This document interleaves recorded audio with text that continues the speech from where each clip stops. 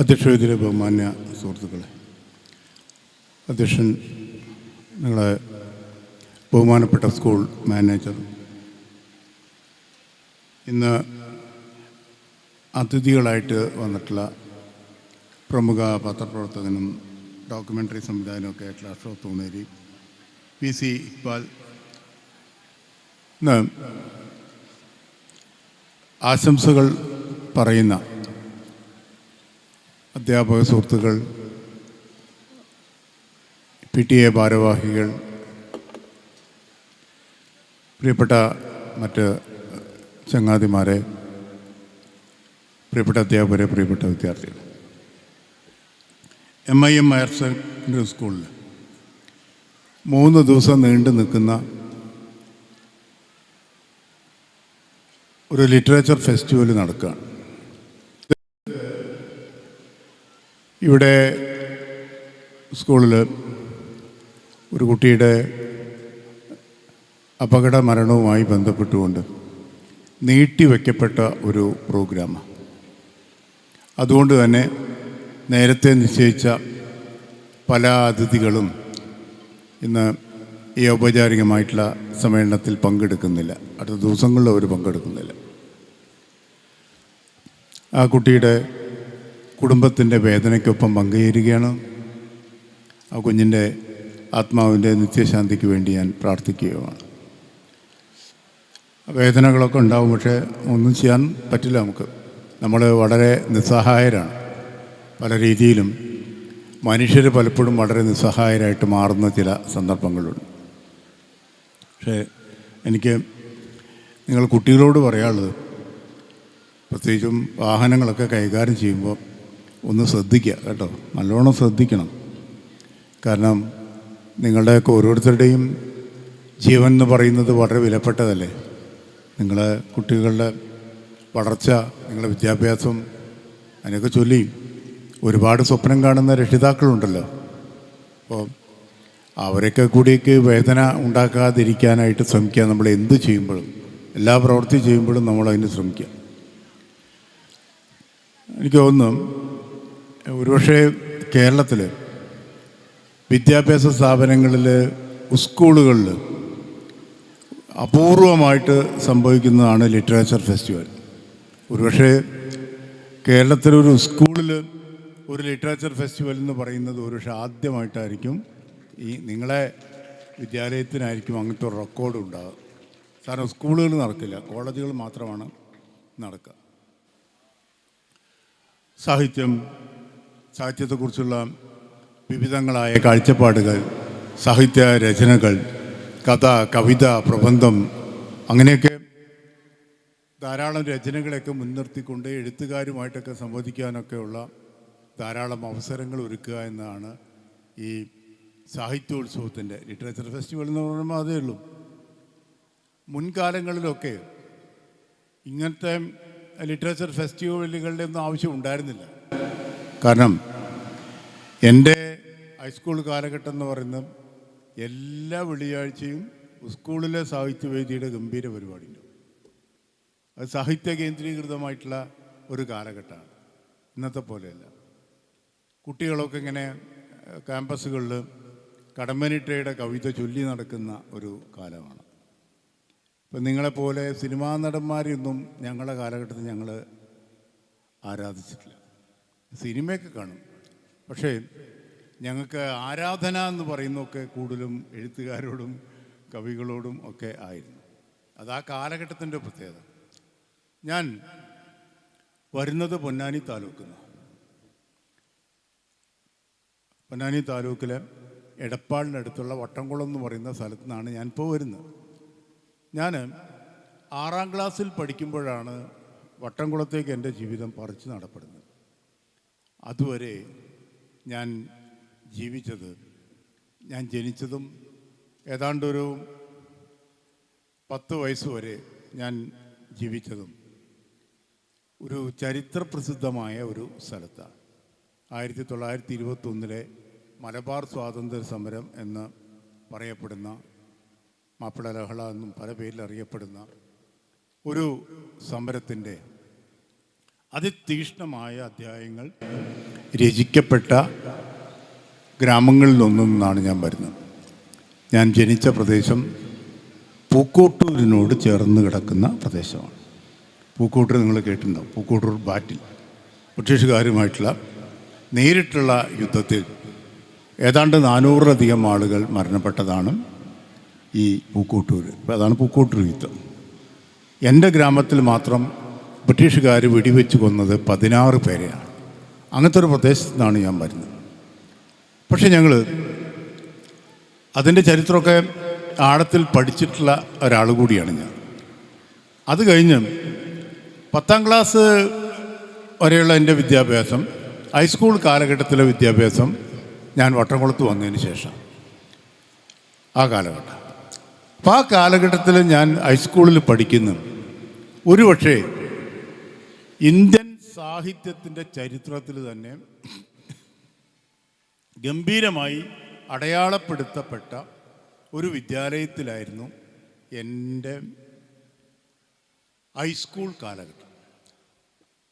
ആ വിദ്യാഭ്യാസ സ്ഥാപനത്തിൻ്റെ പേര് ഒരുപക്ഷെ നിങ്ങളൊക്കെ കേട്ട് കാണും, കുമരനെല്ലൂർ ഹൈസ്കൂൾ. അത് ഇന്ത്യയുടെ സാഹിത്യ ചരിത്രത്തിൽ കുമരനെല്ലൂർ ഹൈസ്കൂള് അടയാളപ്പെടുത്തപ്പെടുന്നത് ജ്ഞാനപീഠ സമ്മാനം കിട്ടിയ 2 എഴുത്തുകാരുടെ പേരിലാണ്. ഒരുപക്ഷെ ഇന്ത്യയിൽ ഒരു വിദ്യാഭ്യാസ സ്ഥാപനത്തിന് അവകാശപ്പെടാനുണ്ടാവില്ല. 2 എഴുത്തുകാർക്കാണ്, സാഹിത്യകാരന്മാർക്കാണ്, ഒരു കവിക്കും ഒരു നോവലിസ്റ്റിനുമാണ് ജ്ഞാനപീഠ സമ്മാനം കിട്ടുന്നത്. ആ കവിയുടെ പേര് അക്കിത്തം എന്നാണ്, മഹാകവി അക്കിത്തം. ആ നോവലിസ്റ്റിൻ്റെ പേര് MT വാസുദേവൻ നായർ എന്നാണ്. ഇവിടെ ഞാൻ പഠിക്കും. ആ അന്തരീക്ഷമാണ് എന്നെ സാഹിത്യത്തിലേക്കൊക്കെ കൊണ്ടുവരുന്നത്. എന്നാൽ നിങ്ങൾക്ക് എന്നെ ഒരു മാതൃകയാക്കാവുന്ന, പ്രത്യേകിച്ച് ഞാൻ എപ്പോഴും പറയും, കഥ എഴുതാനൊക്കെ പോയിട്ട് ഒരു സമ്മാനം കിട്ടാത്ത കുട്ടികൾക്ക് ഏറ്റവും കൂടുതൽ മാതൃകയാക്കാവുന്ന ഈ ഉള്ളവനെയാണ്. കാരണം 8ാം ക്ലാസ് തൊട്ട് 10ാം ക്ലാസ് വരെയുള്ള കാലത്ത് കുമരനെല്ലൂർ ഹൈസ്കൂളിൽ കഥാമത്സരത്തിൽ പങ്കെടുത്തിട്ട് എനിക്ക് ഒരു സമ്മാനവും കിട്ടിയില്ല. ഒറ്റ സമ്മാനം പോലും എനിക്ക് കിട്ടിയില്ല. പക്ഷേ പിൽക്കാലം കുമരനെല്ലൂർ ഹൈസ്കൂളിലെ 3 വിദ്യാർത്ഥികൾക്കാണ്, പിൽക്കാലം അവിടെ പഠിച്ച 3 പേർക്കാണ് കേരളത്തിലെ ഏറ്റവും പ്രശസ്തമായിട്ടുള്ള ഓടക്കുഴൽ അവാർഡ് കിട്ടുന്നത്. അതൊന്ന് MT വാസുദേവൻ നായർക്കാണ്, ഒന്ന് മഹാകവി അക്കിത്തത്തിനാണ്, 3ാമത് ഈ ഉള്ള എനിക്കാണ് ഈ സമ്മാനം കിട്ടുന്നത്. അത് കാലം നമുക്ക് തരുന്നൊരു അനുഗ്രഹം എന്ന് മാത്രമേ പറയാൻ പറ്റുള്ളൂ. അവർക്ക് 2 പേർക്ക് ഇല്ലാത്ത റെക്കോർഡ് കൂടി എനിക്കുണ്ട്. കാരണം അവർ 2 പേരും അധ്യാപകരായിരുന്നില്ല. ഞാൻ കുമരനെല്ലൂർ സ്കൂളിൽ പഠിച്ചു, അവിടെ തന്നെ അധ്യാപകനായിട്ട് വരുന്നു. എനിക്ക് 3 തവണയും അക്കാഡമി അവാർഡ് കിട്ടുന്നത് ഞാൻ കുമരൻ സ്കൂളിൽ അധ്യാപകനായിരിക്കും. മറ്റൊന്ന്, MTക്കും അക്കിത്തത്തിനൊക്കെ കിട്ടാത്ത മറ്റൊരു സൗഭാഗ്യം കൂടി എനിക്ക് കിട്ടി. ഈ 2 പേരുടെയും രചനകൾ പല കാലഘട്ടങ്ങളിൽ പാഠപുസ്തകങ്ങളിൽ പഠിച്ചു. ഞാനും 8ാം ക്ലാസ്സിൽ പഠിക്കുന്ന കാലഘട്ടത്തിൽ MTയുടെയും മഹാകവി അക്കിത്തത്തിൻ്റെയും ഒക്കെ രചനകൾ പാഠപുസ്തകത്തിലുണ്ടായിരുന്നു. പിന്നീട് 2013 നിങ്ങളൊക്കെ പഠിച്ചു കാണും, കഴിഞ്ഞ വർഷം വരെ കേരള പാഠാവലിയിൽ ഉണ്ടായിരുന്ന അമ്മമ്മ എന്ന് പറയുന്ന പാഠഭാഗം ഒരു കഥ പോലുള്ള ആഖ്യാനം ഞാൻ എഴുതിയതാണ്. അത് ഏതാണ്ട് 10-13 കൊല്ലത്തോളം കുട്ടികൾ അത് പഠിച്ചിരുന്നു. പക്ഷേ എനിക്ക് കിട്ടിയ റെക്കോർഡ് എന്താ വെച്ചാൽ, ഞാൻ അധ്യാപകനായിരിക്കെ ഞാൻ എഴുതിയ ഒരു കഥ പോലുള്ളൊരു ആഖ്യാനം എൻ്റെ തന്നെ വിദ്യാർത്ഥികൾ ഞാൻ അധ്യാപകനായിരിക്കെ പഠിച്ചു എന്നുള്ളത് അപൂർവമായി കിട്ടിയ ഒരു സമ്മാനമാണ്. ഞാൻ പറയുന്നത്, അങ്ങനെയുള്ളൊരു അന്തരീക്ഷത്തിൽ വളർന്നതുകൊണ്ടാണ് ഞാൻ എഴുത്തുകാരനൊക്കെ ആയിട്ട് മാറിയത്. ഇന്നും എനിക്കിഷ്ടം എഴുത്തുകാരോട് തന്നെ, ഒരു തർക്കമില്ല. ലോകത്തെ എല്ലാ രാജ്യങ്ങളെയും ഞാൻ സാഹിത്യകൃതികളിലൂടെയാണ് ഞാൻ വായിക്കുന്നത്. എനിക്കങ്ങനെ വായിക്കാൻ പറ്റും. റഷ്യ എന്ന് പറയുന്ന രാജ്യത്തെക്കുറിച്ച് കേട്ടാലും ഞാൻ മറ്റൊന്നും ആലോചിക്കില്ല. റഷ്യൻ വിപ്ലവം ഒന്നും എൻ്റെ വിഷയമല്ല.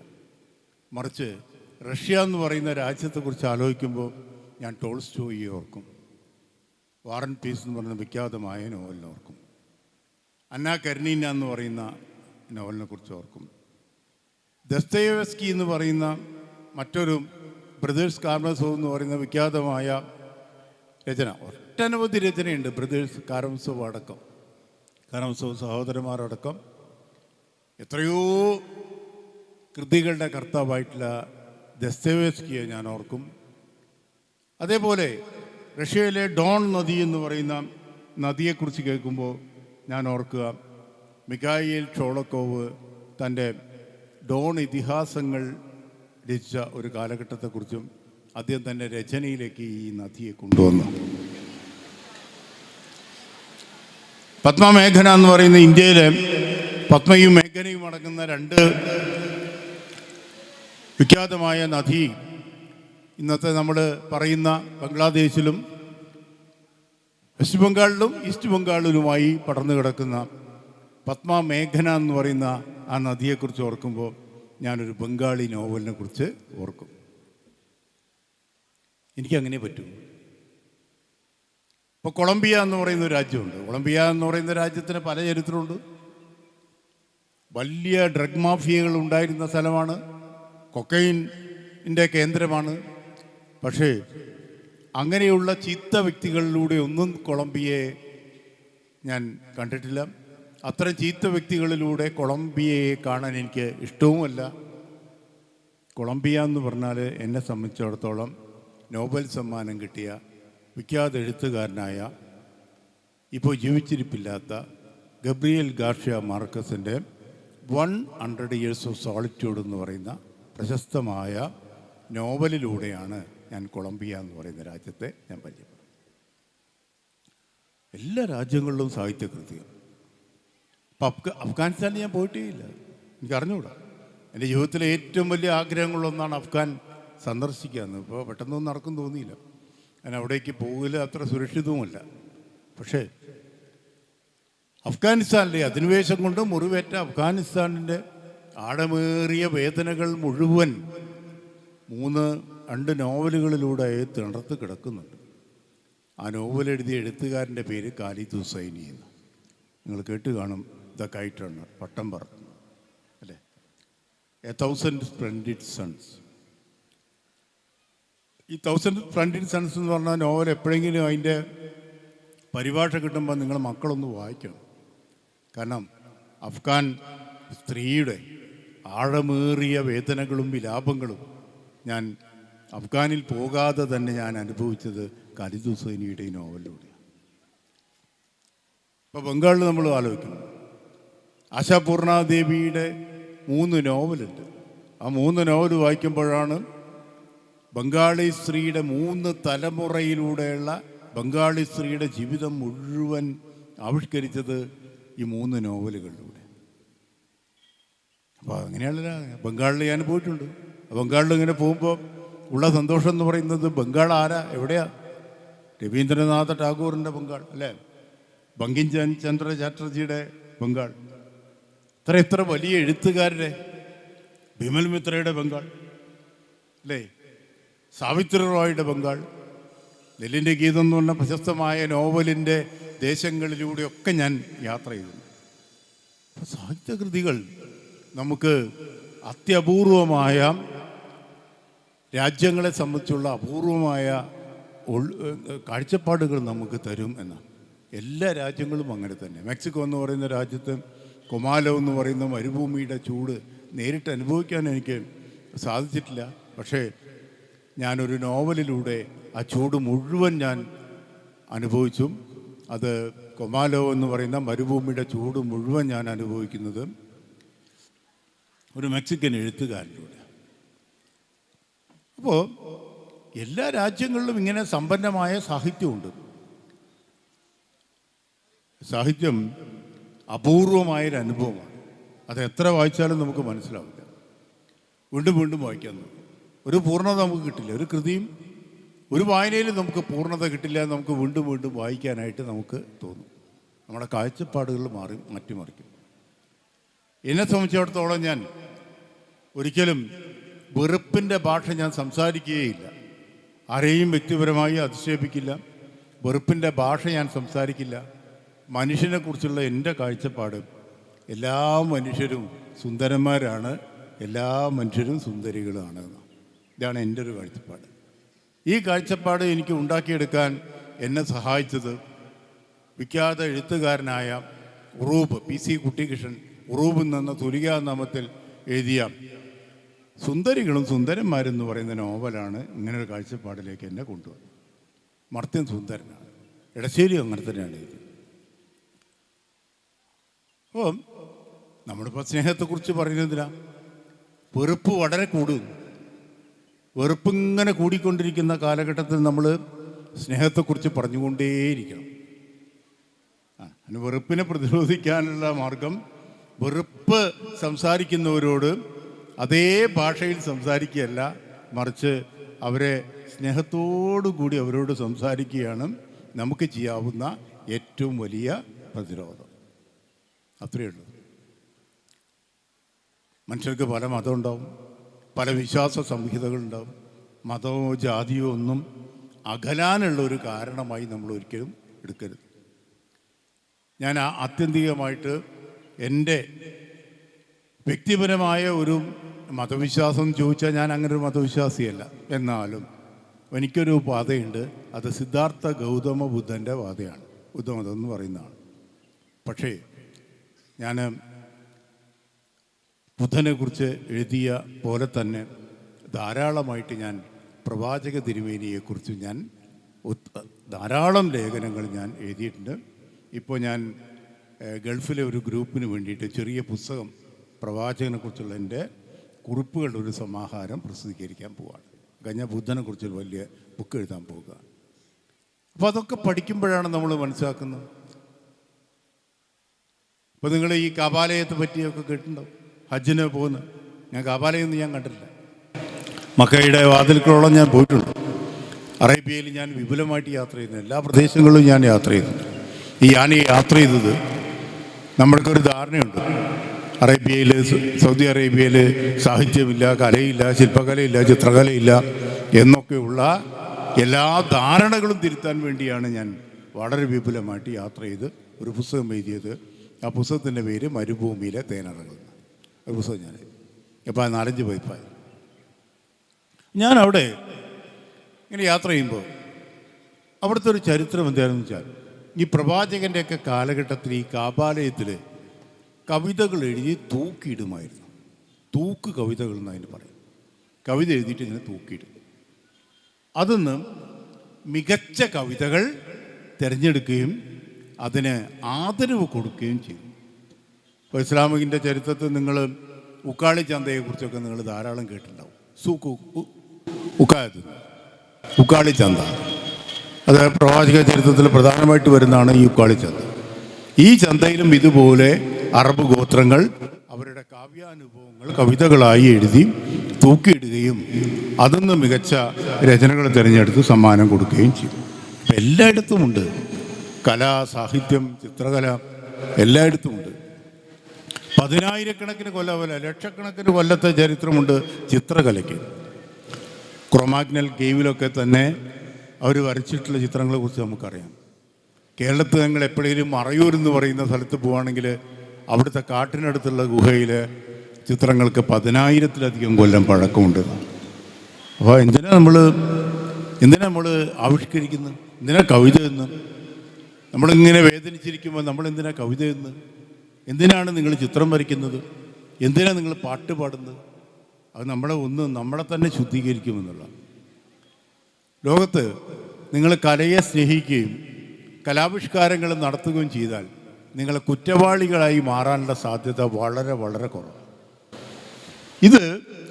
ഇത്തരത്തിലുള്ള ലിറ്റററി ഫെസ്റ്റിവലുകൾ എന്ന് പറയുന്നത് ഒരർത്ഥത്തിൽ നിങ്ങളെ ഈ മാരകമായ ലഹരിയിൽ നിന്നൊക്കെ മുക്തമാക്കി നിങ്ങളെ കലയുടെയും സാഹിത്യത്തിൻ്റെയും ലഹരിയിലേക്ക് നിങ്ങളെ കൊണ്ടുപോകാൻ വേണ്ടി ഈ സ്കൂളിൻ്റെ മാനേജ്മെൻറ്റും അധ്യാപകരും കൂടി ചേർന്ന് നടത്തുന്ന ഒരു അസാധാരണമായിട്ടുള്ള ഫെസ്റ്റിവലിനെയാണ് MIM ലിറ്റററി ഫെസ്റ്റിവൽ എന്ന് പറയുന്നത്. ഇത് കേരളത്തിലെ എല്ലാ വിദ്യാലയങ്ങൾക്കും ഒരു മാതൃകയാക്കാവുന്നതാണ്. പേരോട് അടുത്ത 3 ദിവസങ്ങളിലായി നടക്കുന്ന ഈ സംഭവം. നിങ്ങൾ ധാരാളം എഴുതുന്ന കുട്ടികളുണ്ടോ? ഉറപ്പാണ്. നിങ്ങളൊക്കെ പ്രായത്തിൽ ഞാനും എഴുതി. കവിത എഴുതുന്ന കുട്ടികളുണ്ടാവും, കഥ എഴുതുന്ന കുട്ടികളുണ്ടാവും. കഥയ്ക്ക് തന്നെ ഒരു വലിയ ചരിത്രമുണ്ട്, ഇല്ലേ? നിങ്ങൾ അലിബാബയും കള്ളന്മാരെയും കുറിച്ചൊക്കെ ഉള്ള കഥ കേട്ടിട്ടുണ്ടാവും അല്ലേ? അലിബാബയും കള്ളന്മാരെയും കുറിച്ച് കഥ. ഇത് എതിരാളുള്ളത്? ഇതേത് ഗ്രന്ഥത്തിലാണ് ഈ കഥ ഉള്ളത് അറിയോ?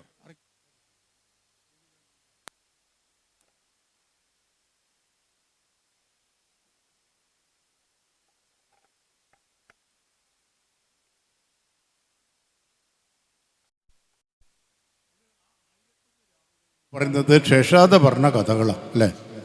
ഈ കഥ പറയാൻ കാര്യം എന്താ? സുൽത്താൻ പറഞ്ഞതെന്ന് വെച്ചാൽ, സുൽത്താൻ എന്നും രാത്രി കഥ കേൾക്കണം, എന്നും രാത്രി ഓരോ കഥ കേൾക്കണം. പക്ഷേ ഒരു കരാറുണ്ട്, എപ്പോഴാണ് ആ കഥ നിൽക്കുന്ന അപ്പം എന്നെ കൊല്ലുന്ന സുൽത്താൻ്റെ കൽപ്പന. അത് എപ്പം നീ കഥ നിർത്തുമോ എല്ലാ ദിവസവും എനിക്ക് കഥ കേൾക്കണം, കഥ കേട്ട് ഇങ്ങനെ ഉറങ്ങണം. നീ എപ്പോഴാണ് കഥ നിർത്തുന്നത് അപ്പം എന്നെ കൊല്ലുന്നത്. അങ്ങനെ പേടിച്ച് ജീവൻ കിട്ടാൻ വേണ്ടിയിട്ട് ഇങ്ങനെ കെട്ടി ഉണ്ടാക്കിയ കഥകളാണ് ഈ പറയുന്ന ഈ 1001 രാവുകൾ. പുരാതന അറേബ്യയിൽ, പേർഷ്യയിൽ ഇങ്ങനെ കൂടാരങ്ങളുണ്ടാക്കി ആ കൂടാരങ്ങളിൽ നിന്ന് നമ്മൾ പണ്ട് കാലത്ത് പിന്നെ ഈ എന്താ പറയുക കഥാപ്രസംഗം നടത്തുന്നത് പോലെ ഈ കഥ പറയാൻ മിടുക്കന്മാരായിട്ടുള്ള കുറേ ആളുകളുണ്ട്. അവർ 1001 രാവുകളുടെ കഥ ഇങ്ങനെ പറഞ്ഞുകൊണ്ടിരിക്കും. ഇത് വാമൊഴിയിലൂടെയാണ് ഈ കഥകളൊക്കെയും ലോകത്ത് പ്രചരിച്ചത് എന്ന്. ഇത് മനോഹരമായ കഥകളാണ്. ഇന്ത്യയിലും അതുപോലെയല്ലേ പഞ്ചതന്ത്ര കഥകൾ അല്ലേ? നീലക്കുറുക്കൻ്റെയൊക്കെ കഥ നമ്മൾ കേട്ടില്ലേ അല്ലേ? അതൊക്കെ അതിൽപ്പെട്ടതല്ലേ? അതേപോലെ മൂങ്ങയും കാക്കയും കുറിച്ചൊക്കെയുള്ള എന്തോരം കഥകളുണ്ട്. അത്തരത്തിലുള്ള എല്ലാ കഥകളും ചേർന്നാണ് പഞ്ചതന്ത്ര കഥകൾ, ഈസോപ്പ് കഥ. ലോകത്ത് എത്ര കഥകളാണ്, എത്ര കഥകളാണ്. എല്ലാ രാജ്യക്കാർക്കും രസകരമായ കഥകളുണ്ട്. ഇരുട്ടിനെ കുറിച്ചൊരു കഥയുണ്ട്, അറിയോ? ബ്രസീലുകാരുടെ നാടോടി കഥ ഇരുട്ട്. ആ ഇരുട്ട് എങ്ങനെ ഉണ്ടായി എന്നാ കേട്ടിട്ടുണ്ടത്? ലോകത്ത് ഇരുട്ടുണ്ടായതിനെ കുറിച്ചൊരു കഥ. അപ്പോൾ ബ്രസീലുകാരുടെ നാടോടി കഥയിൽ പറയുന്നത് ലോകത്ത് വെളിച്ചമായിരുന്നു, ഇരുട്ടേ ഉണ്ടായിരുന്നില്ല, വെളിച്ചം മാത്രമേ ഉണ്ടായിരുന്നു. പാതാളത്തിലാണ് ഇരുട്ടുണ്ടായിരുന്നത്, മറ്റിടത്തെല്ലാം വെളിച്ചം. അങ്ങനെ പാതാള ലോകത്ത് നിന്ന് ബ്രസീലിലേക്ക് സുന്ദരിയായ ഒരു പെൺകുട്ടിയെ കല്യാണം കഴിച്ച് കൊണ്ടുവന്നു. കല്യാണം കഴിച്ച് കൊണ്ടുവന്ന അവൾ കൊട്ടാരത്തിലെത്തിയപ്പോൾ അവിടെ പ്രശ്നം വെച്ചാൽ ഈ വെളിച്ചം കാരണം ഉറങ്ങാൻ പറ്റുന്നില്ല. എപ്പോൾ നോക്കിയാലും വെളിച്ചം, അപ്പോൾ ഉറങ്ങാൻ പറ്റുന്നില്ല. അപ്പോൾ അവൾ എന്ത് ചെയ്തു വെച്ചാലും അവൾ രാജസേവകരുടെ കയ്യിൽ പാതാളത്തിലേക്കൊരു കത്ത് കൊടുത്തു വിട്ടു, അച്ഛന് കൊടുക്കാനായിട്ട്. അതിലെന്താ എഴുതിയിരിക്കുന്നത് വെച്ചാൽ, എൻ്റെ പ്രിയപ്പെട്ട അച്ഛ, ഇവിടുത്തെ വെളിച്ചം കാരണം എനിക്ക് ഉറങ്ങാൻ പറ്റുന്നില്ല, അതുകൊണ്ട് പാതാളത്തിന് കുറച്ച് ഇരുട്ട് ഇങ്ങോട്ട് കൊടുത്തയക്കണം.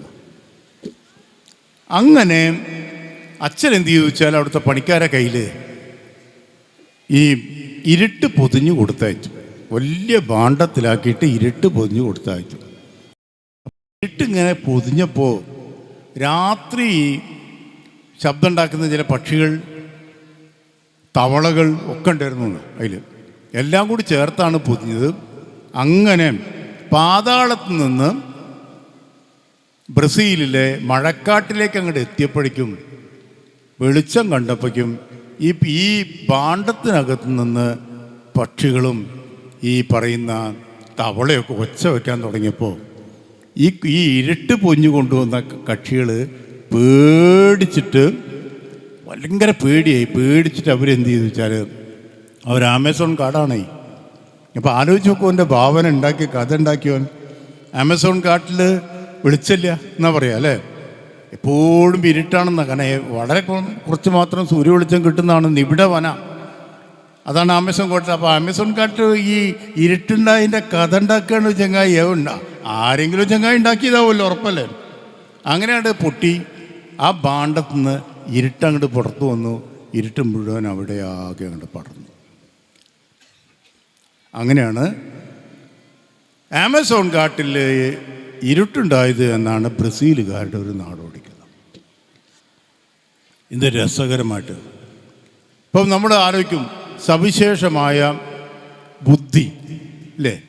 ആ ബുദ്ധീൻ്റെ ആവിഷ്കാരത്തെക്കുറിച്ചൊരു കഥ ഉണ്ടായിട്ടുണ്ട്. എനിക്ക് തോന്നുന്നു ഞാൻ ഈ കുട്ടികളോട് കുറിച്ച് കഥ പറയുന്നതാണ് നിങ്ങൾക്ക് കൂടുതൽ ഇഷ്ടം. അതുകൊണ്ടാണ് ഞാൻ ഈ കഥ പറയുന്നത്.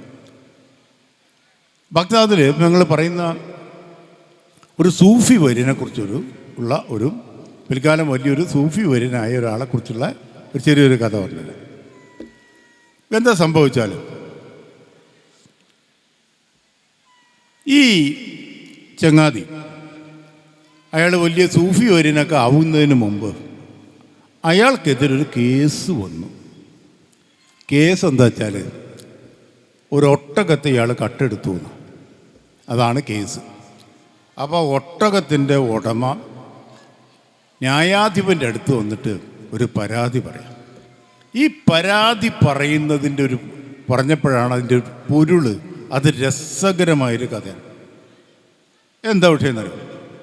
ഒരു ദിവസം മരുഭൂമിയിലൂടെ ഈ മനുഷ്യൻ ഇങ്ങനെ നടന്നു പോകാൻ.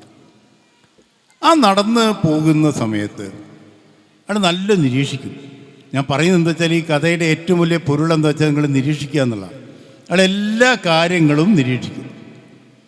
അയാൾ കണ്ട ഒരു കാര്യം എന്താ വെച്ചാൽ, ഒരു ഒട്ടകത്തിൻ്റെ കാൽപ്പാടുകൾ പതിഞ്ഞു കിടക്കുന്നത് ഈ വഴി യാത്രയിൽ അദ്ദേഹം കണ്ടു. അദ്ദേഹം ഒട്ടകത്തിൻ്റെ കാൽപ്പാടുകളിലേക്ക് സൂക്ഷിച്ച് നോക്കിയപ്പോഴാണ് അതിൻ്റെ വലതുകാല് മാത്രമേ പതിഞ്ഞു കിടക്കുന്നുള്ളൂ. വലതുകാലിൻ്റെ അടയാളം മാത്രമേ പതിഞ്ഞു കിടക്കുന്നുള്ളൂ. ഇടത്തെ കാലിൻ്റെ അടയാളം അങ്ങനെ പതിഞ്ഞു കിടക്കുന്നില്ല. അതൊന്നും അദ്ദേഹം ഒരു കാര്യം മനസ്സിലാക്കി. ഒരു കാലിന് മുടന്തുള്ള ഒട്ടകമാണ് ഈ വഴി കടന്നു പോയത് ഉറപ്പിച്ചു. പിന്നെ കുറച്ചും കൂടി ഇങ്ങനെ പോയപ്പോൾ അദ്ദേഹം വേറൊരു കാര്യം കണ്ടു. പിന്നെ വലത് ഭാഗത്തുള്ള മുൾച്ചെടികൾ മാത്രമേ കടിച്ചിട്ടുള്ളൂ. വലത് ഭാഗത്തുള്ള മുൾച്ചെടികൾ മാത്രമേ കടിച്ചിട്ടുള്ളൂ എന്നൊരു കാര്യം അദ്ദേഹം മനസ്സിലാക്കി. ഇടത്തെ കണ്ണിന് കാഴ്ചയില്ലാത്ത ഒട്ടകമാണ് ഈ വഴി കടന്നുപോയത്. പോയിന്റ് രണ്ടാമത്തായോ? പിന്നെ അദ്ദേഹമായി ഈ കടിച്ച ഇലകൾ നോക്കിയപ്പോൾ ഇലകളുടെ രണ്ട് ഭാഗത്തും കടിയേറ്റിട്ടുണ്ട്, നടുഭാഗത്ത് കടിയേറ്റിട്ടില്ല. കടിക്കുമ്പോൾ ഇവിടെയും കിട്ടുന്നുണ്ട്, ഇവിടെയും കടിച്ചിട്ടുണ്ട്. ഈ ഭാഗത്ത് രണ്ട് ഭാഗത്ത് കടിയേറ്റിട്ടില്ല. അപ്പോൾ മൂപ്പൊരു കാര്യം മനസ്സിലാക്കി. എന്താ? മുൻവരിയിലെ രണ്ട് പല്ലുകൾ കൊഴിഞ്ഞു പോയ ഒരൊട്ടകമാണ് ഈ വഴി കടന്നുപോയത്. പിന്നെ കുറച്ചുകൂടി സഞ്ചരിച്ചപ്പോൾ ഈ ബാർലി മണികൾ ഇങ്ങനെ വീണ് കിടക്കുന്നുണ്ട്. അപ്പോൾ അദ്ദേഹം ഒരു കാര്യം മനസ്സിലാക്കി. ബാർലിയുടെ ചാക്ക് പൂഞ്ഞയിലേറ്റിയ ഒരു ഒട്ടകമാണ് ഈ വഴി കടന്നുപോയത്. ആ ചാക്കിലൊരു തുളയുണ്ടായിരുന്നു. ആ തുളയിലൂടെ ഇങ്ങനെ ധാന്യമണികൾ വീണ് കിടക്കുകയാണ്. ഇതാണ് ഇയാൾ കണ്ടത്. ഇത്രയുമാണ് അദ്ദേഹം ഊഹിച്ചെടുത്ത്. ഈ സമയത്ത് ഒരാൾ ഓടി വന്നിട്ട് പറയാണ്, എൻ്റെ ഒരു ഒട്ടകത്തെ കാണാനില്ല, നിങ്ങൾ കണ്ടോ? അപ്പോൾ ഇയാൾ ചോദിച്ചു, നിങ്ങൾ ഒട്ടകത്തിൻ്റെ മുൻവരിയിലെ രണ്ട് പല്ല് പോയിട്ടുണ്ടല്ലോ ഇല്ലേ? ആ അതെ അതെ. ആ ഓ, നിങ്ങൾ ഒട്ടകത്തിന് മുടന്തില്ലേ? ആ മുടന്നുണ്ട്. ആ, നിങ്ങൾ ഒട്ടകത്തിൻ്റെ പുറത്ത് ബാർലിൻ്റെ ചാക്കുണ്ടായിരുന്നല്ലോ ഇല്ലേ? ആ ബാർലിൻ്റെ ചാക്കുണ്ടായിരുന്നു. ഓ, നിങ്ങൾ ഒട്ടകത്തിന് ഒരു കണ്ണ് കാണില്ലല്ലോ? ഒരു കണ്ണ് പോയ ഒട്ടകാണല്ലോ? അതെ. ആ, അപ്പം നിങ്ങൾ കണ്ടുവല്ലേ? ഇല്ല, ഞാൻ കണ്ടില്ല. ഇത്രയും ലക്ഷണങ്ങൾ പറഞ്ഞിട്ട് പറയുക, അയ്യോ ഞാൻ കണ്ടിട്ടില്ല എന്ന് പറഞ്ഞു. അപ്പോൾ ഇയാൾ ന്യായാധിപൻ്റെ അടുത്ത് പോയിട്ട് പരാതി പറയാണ്, എൻ്റെ ഒട്ടകത്തെ ഇയാൾ കണ്ടിട്ടുണ്ട്, ഇയാളാണ് എൻ്റെ ഒട്ടകത്തിലുള്ളത്, എല്ലാ ലക്ഷണങ്ങളും അയാൾ പറഞ്ഞത് ശരിയാണ് എന്ന് പറയുമ്പോൾ ന്യായാധിപൻ ഇയാളോട് ചോദിക്കുമ്പോഴാണ് ഇയാൾ പറയുന്നത്, യജമാനെ ഞാൻ കണ്ടിട്ടില്ല, പക്ഷെ ഞാൻ കണ്ട കാഴ്ചകളിൽ നിന്ന്, അടയാളങ്ങളിൽ നിന്ന് ഞാൻ പറഞ്ഞ കാര്യമാണ്. അദ്ദേഹം പിന്നീട് വലിയ സൂഫി വര്യനായിട്ട് മാറുക. അതാണ് ഭാവന.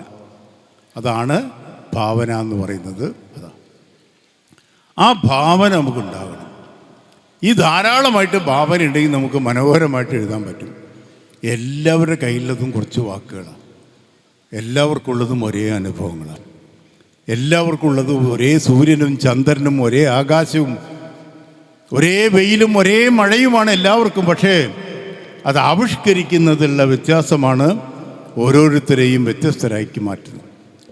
നാം ജീവിച്ചിരിക്കുന്ന സാമൂഹ്യ ജീവിതത്തിനെ നമ്മൾ മുഴുവൻ അടയാളപ്പെടുത്തും. അന്തരിച്ച MT വാസുദേവൻ നായരുടെ നാലുകെട്ട് എന്ന് പറഞ്ഞ പ്രശസ്തമായ നോവലുണ്ട്. നിങ്ങൾ കുറച്ച് കഴിഞ്ഞാൽ അത് വായിക്കണം. ഈ നാലുകെട്ടിലെ പ്രധാനമായ പ്രമേയത്തിന് ചരിത്രപരമായൊരു പ്രാധാന്യമുണ്ട്. അതെന്താ അറിയോ? ആ നോവലിൻ്റെ, അത് നിങ്ങളിപ്പോൾ കുട്ടികൾക്ക് മനസ്സിലാവില്ല. അതിൻ്റെ ഒരു സാമൂഹ്യശാസ്ത്രപരമായിട്ടുള്ള അതിൻ്റെ പ്രത്യേകത, കേരളത്തിലെ നായർ തറവാടുകളിൽ നിന്ന് മക്കത്തായം അസ്തമിച്ച്, മരുമക്കത്തായം അസ്തമിച്ച് മക്കത്തായത്തിലേക്ക് ഇങ്ങനെ പരിണമിക്കുന്ന സമയത്ത് ഈ നാലുകെട്ടിലെ മനുഷ്യരുടെ വേദനകൾ മുഴുവനാണ് MT വാസുദേവൻ നായർ ആവിഷ്കരിച്ചത്. അപ്പോൾ ആ നോവലിൻ്റെ ഏറ്റവും വലിയ പ്രസക്തി എന്താണെന്ന് ചോദിച്ചാൽ, മരുമക്കത്തായത്തിൻ്റെ തകർച്ച മലയാള നോവലിൽ ആവിഷ്കരിച്ചിട്ടുള്ള അപൂർവമായ രചനകളിലൊന്നാണ് MTയുടെ നാലുകെട്ട് എന്നത്. ചരിത്രപ്രാധാന്യം. അപ്പോൾ ഒരു കൃതിക്ക് ചരിത്രപരമായ പ്രാധാന്യം കിട്ടും. ഖാലിദ് ഹുസൈനിയുടെ നോവലുകൾ വായിക്കുമ്പോൾ അഫ്ഗാൻ എന്ന് പറയുന്ന രാജ്യത്തിൻ്റെ രാഷ്ട്രീയ സാമൂഹ്യ ചരിത്രം കൂടിയായിട്ട് ആ നോവല് മാറും. അതാണ് നോവല് മഹത്തായി മാറുന്നത്. എല്ലാ കൃതികളും അങ്ങനെ തന്നെയാണ്. എല്ലായിടത്തും നമുക്ക് ഈ തരത്തിലുള്ള കാര്യങ്ങളൊക്കെ നമുക്ക് കാണാനായിട്ട് പറ്റും. ഇപ്പോൾ വൈക്കം മുഹമ്മദ് ബഷീറിൻ്റെ കൃതികളൊക്കെ നിങ്ങൾ വായിച്ചിട്ടുണ്ടാവും. വൈക്കം മുഹമ്മദ് ബഷീറിൻ്റെ കൃതിയിൽ ഒരു ചൊറിയമ്പുഴു പരാമർശമുണ്ട്. പക്ഷേ അത് രണ്ടാം ലോക മഹായുദ്ധത്തിൻ്റെ പശ്ചാത്തലത്തിൽ കാണുമ്പോഴാണ് അത് ഒരു വാർ വെപ്പൺ തന്നെയാണ് എന്ന് നമ്മൾ അങ്ങനെ വായിക്കുമ്പോഴാണ് നമുക്ക് മനസ്സിലാവുന്നത്. മലയാളത്തിൽ സറിയലിസം എന്നത് അടയാളപ്പെടുത്തപ്പെട്ട നമ്മുടെ സറിയലിസത്തെക്കുറിച്ചൊക്കെ ഇന്ന് നമ്മൾ ചർച്ച ചെയ്യുമ്പോൾ അതിൻ്റെയൊക്കെ ആദ്യ രൂപമായി മലയാള സാഹിത്യത്തിൽ സറിയലിസം ആവിഷ്കരിക്കപ്പെട്ടതിൻ്റെ ഏറ്റവും ഉജ്ജ്വലമായ മാതൃക ഏതാണെന്ന് ചോദിച്ചാൽ അത് വിശ്വവിഖ്യാതമായ മൂക്ക് എന്ന് പറയുന്ന കഥയാണ് അതിൻ്റെ ഏറ്റവും മികച്ച മാതൃക. എന്ത് രസമാണ്! ഒരു 7ാം ക്ലാസ്സിൽ പഠിക്കുമ്പോഴേക്ക് തന്നെ വൈക്കം മുഹമ്മദ് ബഷീറിൻ്റെ സമസ്ത കൃതികളും വായിച്ചിരിക്കണം. എല്ലാം നിങ്ങൾക്ക് വായിക്കാൻ നിങ്ങൾക്ക് കുട്ടികൾക്ക് മനസ്സിലാവും. ഒരു ഹയർ സെക്കൻഡറിയിൽ എത്തുമ്പോഴേക്കും ഒ.വി. വിജയൻ്റെ ഖസാക്കിൻ്റെ ഇതിഹാസം നിങ്ങൾ വായിക്കണം. നന്നായി വായിച്ചാൽ നല്ല ഭാഷയുണ്ടാവും. നല്ല ഭാഷയുണ്ടെങ്കിൽ മാത്രമേ നിങ്ങൾക്ക് എഴുതാൻ പറ്റൂ. വെറുതെ അങ്ങനെ എഴുതിയാൽ പറ്റില്ല. നല്ല വാക്ക് ഓതുവാൻ ത്രാണി ഉണ്ടാകണം, അല്ലേ? നല്ല വാക്ക് ഇങ്ങനെ നല്ല രസകരമായിട്ട് അങ്ങോട്ട് പറഞ്ഞാൽ എന്താണ്? നല്ല രസകരമായിട്ട് പറഞ്ഞാൽ അത് കവിതയായിട്ട് മാറും. അയ്യപ്പണിക്കരുടെ ഒരു കാർട്ടൂൺ കവിതയുണ്ട്. അതിൽ ഈ വാക്കുകൾ എങ്ങനെ അടുക്കി വയ്ക്കുമ്പോൾ ഉള്ള അതിൻ്റെ താളം ഞാൻ പറയുമ്പോൾ നിങ്ങൾക്ക് മനസ്സിലാവും. ആ കവിത എങ്ങനെയാണ് തുടങ്ങുന്നത്? എങ്ങനെയാണ് കവിത തുടങ്ങുന്നറിയോ? കം, തകം, പാതകം, കൊലപാതകം, വാഴക്കൊലപാതകം, നേന്ത്രവാഴ കൊലപാതകം, കൊലപാതകം, പാതകം, തകം, കം. കഴിഞ്ഞ എത്ര രസകരമായിട്ടാണ് വാക്കുകൾ അടുക്കി വയ്ക്കുമ്പോൾ. അപ്പോഴും വല്ലാത്തൊരു കവിത തന്നെയതല്ലേ. നമ്മളിതൊക്കെ ഉണ്ടാവും, നമ്മളും കണ്ടിട്ട്. കം നമുക്കറിയാം, തകവും നമുക്കറിയാം, പാതകവും നമുക്കറിയാം. പക്ഷേ നമ്മളതിനെ മുഴുവൻ ഇങ്ങനെ ചേർത്ത് ഇങ്ങനെ വയ്ക്കുമ്പോൾ വെറുതെ പറയുമ്പോൾ ഭംഗിയുണ്ടാവില്ല കേട്ടോ. ചമൽക്കാരത്തോടു കൂടി പറഞ്ഞു കേട്ടോ.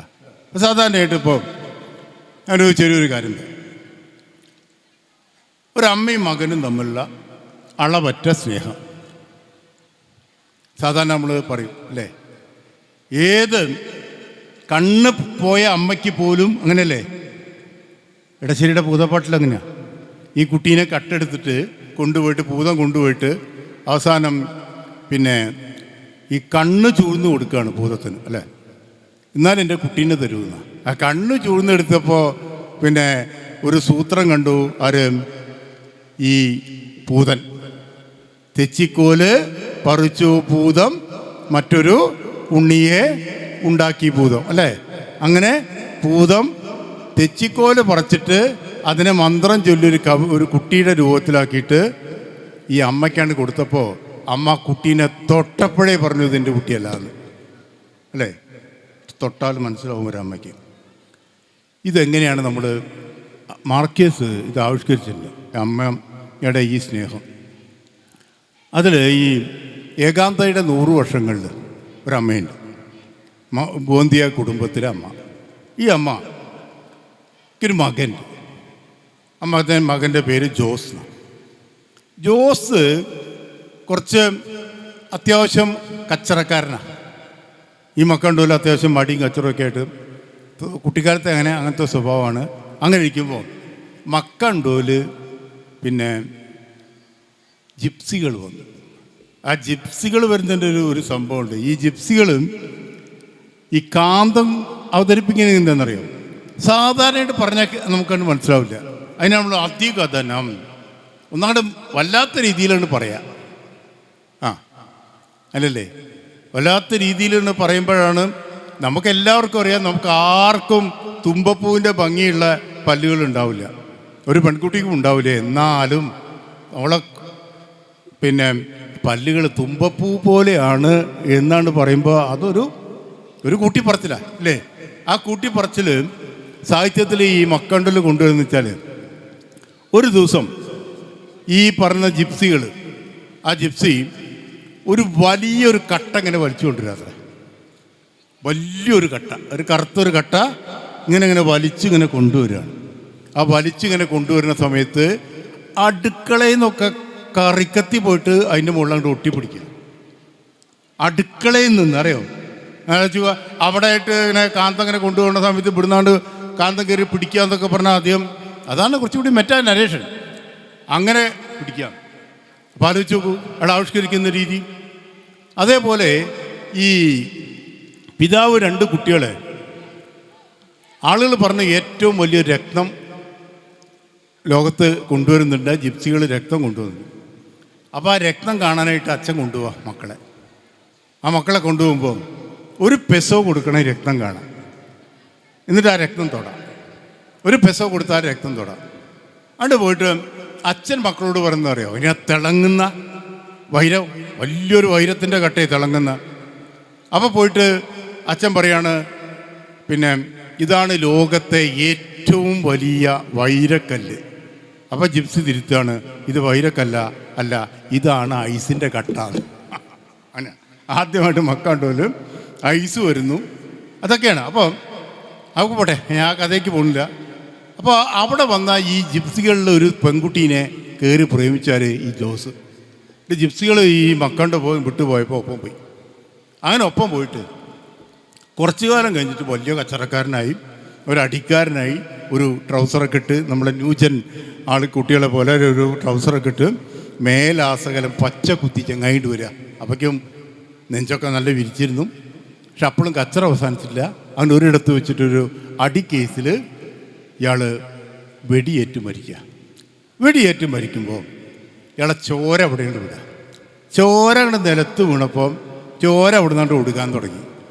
ചോര ഒഴുകി എവിടേക്ക് എത്തുന്ന മക്കാണ്ടോല് എത്തി, ആ തെരുവിലെത്തി, ബോന്തിയ കുടുംബത്തിൻ്റെ മുറ്റത്തെത്തി. പിന്നെ ചോര അടുക്കളയ്ക്ക് കയറി തളത്തിലൂടെ കയറി അടുക്കളയിലെത്തി. അവിടെ പണിയെടുത്തുകൊണ്ടിരിക്കുന്ന അമ്മയുടെ കാൽവിരലിൽ ചെന്നിട്ട് ഈ ചോര അങ്ങോട്ട് തൊട്ടപ്പം പെട്ടെന്ന് അമ്മ ആ ചോര തൊട്ടതേ ഉള്ളൂ. അമ്മ ഞെട്ടി ഉണർന്ന് പറയാ, എൻ്റെ മകൻ മരിച്ചു പോയല്ലോ. ഇതാണ്, ഇങ്ങനെയൊക്കെ എഴുതണം, ഇവിടെ ഭംഗിയുണ്ടാവും. അല്ല വെറുതെ എഴുതിയിട്ട് കാര്യമില്ല. മനസ്സിലായോ? ഇത് കുട്ടനത്ത് മനസ്സിലായോ? വെറുതെ എഴുതിയിട്ടൊന്നും ഒരു കാര്യമില്ല. കുറച്ചൊക്കെ രസകരമായിട്ട് എഴുതണം, അല്ലേ? ഞാനൊരു 4 വരി കവിത പോലുള്ള 4 വരി പറയാം. പുഴുവിനെ കണ്ടിട്ടുണ്ടോ? ഇല്ലേ? കണ്ടില്ലേ? പുഴുവിനെ കണ്ടിട്ടുണ്ട്. പുഴുവിനെ കണ്ട അറപ്പാണോ? അറപ്പാണോ, അല്ലേ? പുഴുവിനെ കണ്ട അറപ്പില്ലാത്തൊരു ആളുകളുണ്ട്, കൊറിയക്കാർ. അവർ ചാണകപ്പുഴുവിനെ വറുത്തിരുന്നു. അതുപോലെ നമ്മൾ നോക്കണ്ട. മേഘാലയയിൽ ചെന്ന് കഴിഞ്ഞാൽ അവർ പുഴുവിനെ തിന്നാന്ന് മാത്രമല്ല, മഴക്കാലത്ത് പാറ്റ പൊടിഞ്ഞാൽ അവർ ഒന്നിച്ചെടുത്തിട്ട് അങ്ങനെ തന്നെ കൊണ്ടുപോയിട്ട് അതിനൊക്കെ വറുത്ത് തിന്നും. അത് അവരുടെ ഭക്ഷണം, നമുക്കും പറ്റില്ല. നമുക്ക് രാവിലെ വെള്ളപ്പം തിന്നുന്ന സമയത്ത് ഇപ്പോൾ പ്ലേറ്റിൻ്റെ അവിടെ ഒരു പുഴു വന്നിരുന്ന് നമുക്ക് ഇഷ്ടാവുമോ? അറപ്പാവില്ലേ? ഉറപ്പ് തന്നെയാണല്ലോ, അറപ്പാവുമല്ലോ. അത് സമ്മതിച്ചല്ലോ. ഞാൻ ബാക്കി പറയാം. പുഴു പറയാം, ഇങ്ങനെ അരിച്ചരിച്ച് പോകുമ്പോൾ നിൻ്റെ മുഖത്തെ അറപ്പും വെറുപ്പും ഞാൻ കാണുന്നുണ്ട്. ഇങ്ങനെ അരിച്ചരിച്ച് പോകുമ്പോൾ നിൻ്റെ മുഖത്തെ അറപ്പും വെറുപ്പും ഞാൻ കാണുന്നുണ്ട്. നോക്കിക്കോ, ഒരു ചിത്രശലഭമായി ഞാൻ മടങ്ങി വരും. പുഴു ശലഭമായ ഇഷ്ടമാണേ അല്ലേ? പുഴു ശലഭമായി കഴിഞ്ഞ ഇഷ്ടമല്ലേ? ഒപ്പം കൂടില്ലേ അതിനെ പിടിക്കാനായിട്ട് അല്ലേ? ചിത്രപതംഗം അല്ലേ? ഇത്രയേ ഉള്ളൂ.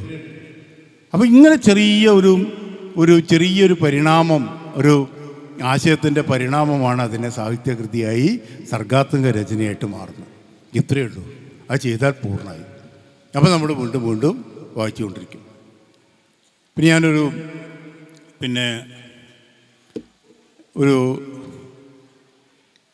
രണ്ട് പല്ലികൾ ഒരു പല്ലീൻ്റെ കഥയാണ്. പിന്നെ പുസ്തകപ്പൂച്ചി എന്ന് കണ്ടിട്ടുണ്ടോ? ഒരു പുസ്തകപ്പൂച്ചിനെ കേട്ടിട്ടുണ്ട് നിങ്ങൾ? പുസ്തകപ്പൂച്ചി എന്ന് പറഞ്ഞാൽ ഞങ്ങൾ പറയാം ബുക്ക് വേവ് എന്ന് പറയും. ഈ ഒരു പ്രത്യേക പല്ല, ഒരു മുട്ട പോലത്തെ സാധനം. അത് ഇങ്ങനെ പുസ്തകത്തിൻ്റെ പേജിലൂടെയൊക്കെ തുളണ്ടാക്കി കടന്നു പോകും. അതുകൊണ്ട് പറഞ്ഞിട്ട് ഞാൻ എൻ്റെ പ്രസംഗം അവസാനിപ്പിക്കാം. ഇങ്ങനെ ഇങ്ങനെ കടന്നു പോകും. അപ്പോൾ ഇതാണ് ഈ കഥ. രണ്ട് പുസ്തകപ്പൂച്ചികൾ ഒരു കയറ്റം കയറിയിട്ട് വരിക. ബുദ്ധിജീവികളാണേ കേട്ടാ അല്ലേ? പുസ്തകം ആയിരക്കണക്കിന് പേജിൻ്റെ തുളച്ച് പോണവരല്ലേ, മഹാബുദ്ധിജീവികളല്ലേ. അപ്പോൾ രണ്ട് പുസ്തകപ്പൂച്ചികൾ ഒരു കയറ്റം കയറിയിട്ട് വരിക. ആവൂ, നമ്മൾ കയറ്റം കയറിയല്ലോ എന്ന് ഒരാൾ പറഞ്ഞു. അപ്പോൾ മറ്റേ പുസ്തകപ്പൂച്ചി പറയാ, കയറ്റല്ലത് ഇറക്കാണ്. നല്ലടത് കയറ്റാണ്, നല്ലത് ഇറക്കാണ്. അങ്ങനെ ഭയങ്കര തർക്കം. ആ തർക്കം വരുന്ന സമയത്ത് അവിടേക്ക് ഒരു പല്ലി വന്നു, ഗൗളി വന്നിട്ട് പറയാം, എന്താ ബുദ്ധിജീവികൾ ഭയങ്കര തർക്കമാണല്ലോ, എന്താ കാര്യം? എന്താ ഭയങ്കര തർക്കമാണല്ലോ നിങ്ങൾ രണ്ട് ബുദ്ധിജീവികൾ, എന്താ വിഷയം? അല്ല, ഞങ്ങളിത് ഇറക്കാണോ കയറ്റാണോ എന്ന് ചർച്ച ചെയ്യാം. അത് നമുക്ക് പരിഹരിക്കാം. അതെന്തേ? അത് നമുക്ക് ദൈവത്തോട് ചോദിച്ചാൽ മതിയല്ലോ. ദൈവമല്ല ആത്യന്തികമായിട്ട് നല്ല ഉത്തരം തരുന്ന ദൈവമാണല്ലോ. നമുക്ക് ദൈവത്തോട് ചോദിക്കാം, ഇത് ഇറക്കാണോ കയറ്റാണോ എന്ന്. ദൈവത്തെ എങ്ങനെ കാണുക? ദൈവത്തെ കാണാൻ ഒരു പ്രയാസമില്ല. ഞാൻ വായ എങ്ങനെയാണ് പിളർത്തി തരാം, അതിൻ്റെ ഉള്ളിൽ കൂടെയാണ് പോയാൽ മതി. അവിടെ പോയിട്ട് ദൈവത്തെ കാണാം, ദൈവത്തോട് കണ്ടിട്ട് ഇത് ഇറക്കാണോ കയറ്റാണോ എന്നുള്ള ചർച്ച ചെയ്ത് ഉത്തരം കിട്ടിയാണ്ട് പോരാലോ, ഒരു പ്രയാസമില്ലല്ലോ. അങ്ങനെ ഗൗളി വായ എങ്ങനെയാണ് പിളർത്തി കൊടുത്തത്. ബുദ്ധിജീവികളതിനെ നല്ല ബുദ്ധിജീവികളാണ്. രണ്ട് ബുദ്ധിജീവികൾ എന്ത് ചെയ്തു? ആ ഗൗളീൻ്റെ വായക്കാണ് കിടന്നപ്പോൾ ഗൗളി വായ കണ്ട് അടച്ചിട്ട് പറഞ്ഞു, ഇറക്കില്ല കയറ്റില്ല, ആകെ ഉള്ളത് വിശപ്പ് മാത്രമാണ് എന്ന് പറഞ്ഞിട്ട് ഗൗളി മറ്റൊരു തർക്കസ്ഥലം അന്വേഷിച്ച് പോയി. ഇത്രയേ ഉള്ളൂ. അപ്പം ഇങ്ങനെ ഭാവനയുടെ അസാധാരണമായ ലോകത്തേക്ക് നമുക്ക് പോവാം. ഇങ്ങനെ എഴുതിയാൽ മതി. അങ്ങനെ എഴുതിയ കഥകളൊക്കെ താനെ അങ്ങനെ ഉണ്ടായിക്കൊള്ളും. അങ്ങനെ എഴുതണം, ആവർത്തിച്ച് നമ്മളിങ്ങനെ എഴുതിയാൽ മതി. അതിനാണ് കഥകളുണ്ടാവുക. അപ്പോൾ കഥയുടെ കെമിസ്ട്രി അത്. അതിന് നിരീക്ഷിക്കണം. പ്രകൃതി എങ്ങനെ നിരീക്ഷിച്ചാൽ മതി, ഇഷ്ടം പോലെ കിട്ടും കേട്ടോ. ഇഷ്ടം പോലെ നമുക്ക് പ്രകൃതിയെ നിരീക്ഷിക്കുമ്പോൾ ഇഷ്ടം പോലെ നമുക്ക് കഥ എഴുതാനുള്ള പ്രമേയങ്ങൾ ഇഷ്ടം പോലെ പ്രകൃതിയിൽ നിന്ന് നമുക്ക് കിട്ടിക്കൊണ്ടേയിരിക്കും. അനണ്ട് എഴുതിയാൽ മതി കേട്ടോ. എന്നിട്ട് ഞാൻ ഈ പറഞ്ഞതൊക്കെ മനസ്സിൽ വയ്ക്കാം. എന്നിട്ട് പേരോട് MIM ഹയർ സെക്കൻഡറി സ്കൂളിലെ കുട്ടികൾ ഇന്നലെ രാത്രി പോയിട്ട് കുറച്ച് കഥകളൊക്കെ എഴുതാം. ഇപ്പോൾ കഥയൊക്കെ എഴുതിയാൽ കൊള്ളാമെന്നൊക്കെ തോന്നുന്ന കുട്ടികൾ ഒന്ന് കൈബന്ധിച്ച്, കഥ എഴുതിയാൽ കൊള്ളാമെന്ന് തോന്നിയ ഒന്ന് കൈബന്ധിച്ച്. ഞാൻ ഇത്രയും കഥയൊക്കെ പറഞ്ഞ സ്ഥിതിക്ക് ഒറ്റാളേ ഉള്ളൂ, പോരാ. എല്ലാ കുട്ടികൾക്കും കഥ എഴുതാൻ തോന്നണം. എല്ലാവരും ഓരോ കഥ എഴുതണം. എന്നിട്ട് നമുക്ക് എന്ത് ചെയ്യണം? ഈ ലിറ്റററി ഫെസ്റ്റിവലിൻ്റെ ഭാഗമായിട്ട് അടുത്ത കൊല്ലം ലിറ്റററി ഫെസ്റ്റിവൽ നടക്കുന്നതിന് നടക്കുമ്പോൾ പേരോട് സ്കൂളിലെ കുട്ടികൾ എഴുതിയ കഥകളും കവിതകളും നമുക്ക് സമാഹരിച്ചിട്ട് ഒരു പുസ്തകമാക്കിയിട്ട് നമുക്ക് ഇവിടെ റിലീസ് ചെയ്യണം. അല്ല പിന്നെ ഞാനെന്തിനാ പൊന്നാനിയിൽ നിന്ന് ഇവിടെ ഇത്രയും ദൂരെ യാത്ര ചെയ്ത് വന്നിട്ട് എൻ്റെ പ്രസംഗം കേട്ടിട്ട് ഒരു കുട്ടിക്കെങ്കിലും ഒരു കഥ എഴുതാൻ തോന്നിയില്ല, പിന്നെ എന്തിനാ ഞാൻ ഉണ്ടാവുന്നു? അപ്പം നല്ല കഥകളൊക്കെ എഴുതാൻ കാലം നിങ്ങൾ അനുഗ്രഹിക്കട്ടെ. പോരെ? ഇത്രയൊക്കെ മതിയല്ലോ, ഇത്രയൊക്കെ പോരെ കഥകൾ. അപ്പോൾ നല്ല കുട്ടികളായി നല്ല രചയിതാക്കളായും കഥയും കവിതയും ഒക്കെ എഴുതാൻ കാലം നിങ്ങൾ അനുഗ്രഹിക്കട്ടെ. പിന്നെ മൊബൈൽ ഒരു 10 മണിയൊക്കെ കഴിഞ്ഞാൽ തുടരുത് കേട്ടോ, അതൊക്കെ തുടരുത്, അതിനാണ് മാറ്റി വയ്ക്കുക. പിന്നെ 10 മണിക്ക് കിടന്ന് ഉറങ്ങുക, രാവിലെ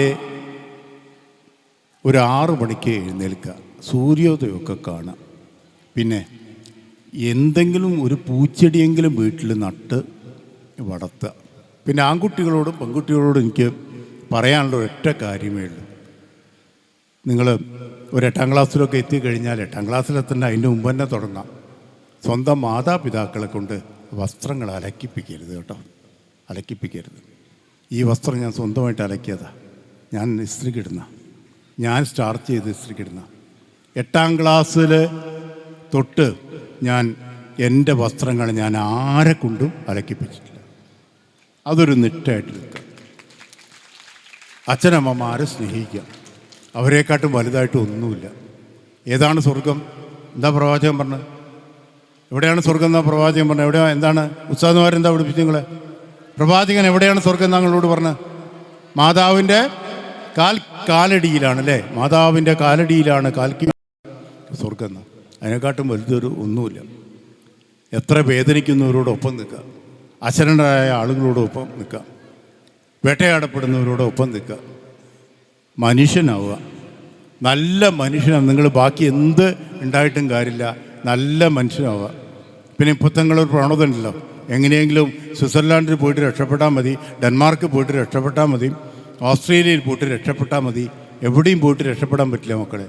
അവിടെയൊക്കെ പോയിട്ട് പഠിച്ച് പേരോട്ടേക്ക് തന്നെ മടങ്ങി വരിക കേട്ടോ, ഇവിടേക്ക് തന്നെ മടങ്ങി വരിക, നാദാപുരത്തേക്ക് തന്നെ മടങ്ങി വരിക. നിങ്ങളൊക്കെ ഇവിടം വിട്ടു പോയാൽ പിന്നെ ഞങ്ങൾക്ക് ആരുണ്ടാവുക? വയസ്സുകാലത്ത് അച്ഛനമ്മമാരെ നോക്കുക എന്നതിനേക്കാൾ വലിയൊരു പുണ്യപ്രവൃത്തി വേറെ ഒന്നുമില്ല. അങ്ങനെ നല്ല കുട്ടികളായി നല്ല മാർഗത്തിൽ ചലിക്കുന്ന കുട്ടികളായിട്ട് മാറട്ടെ എന്ന് മാത്രം ആശംസിച്ചുകൊണ്ട് ഒരിക്കൽ കൂടി എനിക്ക് പറയാനുള്ളത്, ഇതൊരു കേരളത്തിൽ ഉടനീളം ഒരു മാതൃകയായിട്ട് വിദ്യാലയങ്ങൾ എടുക്കട്ടെ.